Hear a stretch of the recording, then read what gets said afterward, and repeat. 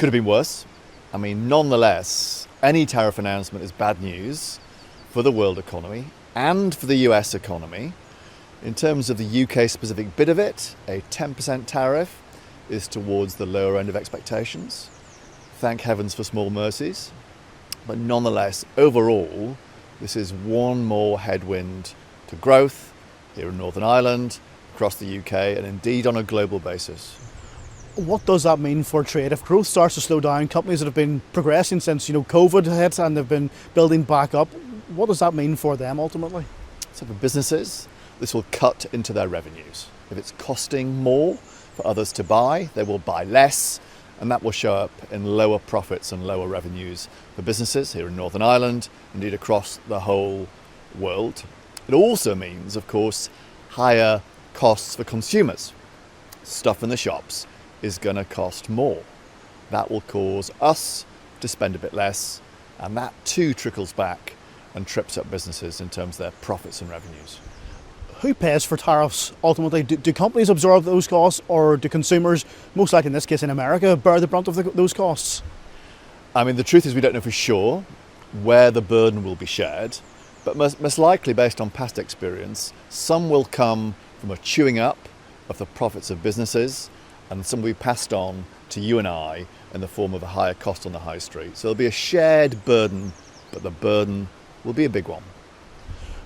Are there any benefits to take out of this? Is it good news that it was only 10%? Is that the best news we can take out of this? No, I think this is the start of the tariff conversation. And I think, as a number of governments have said now, they do want to sit down, reflect, and hopefully seek a deal with the US that can lower those tariffs from their current levels. Here in the UK, here in NI, it's a decent chance, I think, a deal could be done to lower the 10% to a lower number. So hope is there. There are deals to be done. We know that Trump is a doer of deals and looks fondly on the UK and Ireland in particular. So I'm actually hopeful that rather than being the start of a worsening conversation, this could be the start of an improving conversation with benefits for businesses and for consumers.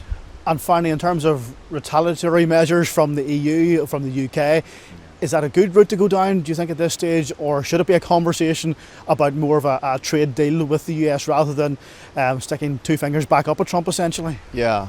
My inclination at this point will be not to escalate. The last thing we need is if we start going through the gears on retaliatory tariffs and the 10% becomes 15%, becomes 20, becomes 25. My inclination is to hold off, begin that patient conversation with our counterparts across the Atlantic. Trump has had his moment, right? Now what's to play for is the doing of a better deal, to which I think he will be receptive, because ultimately this is painful not just for us, but for him as well.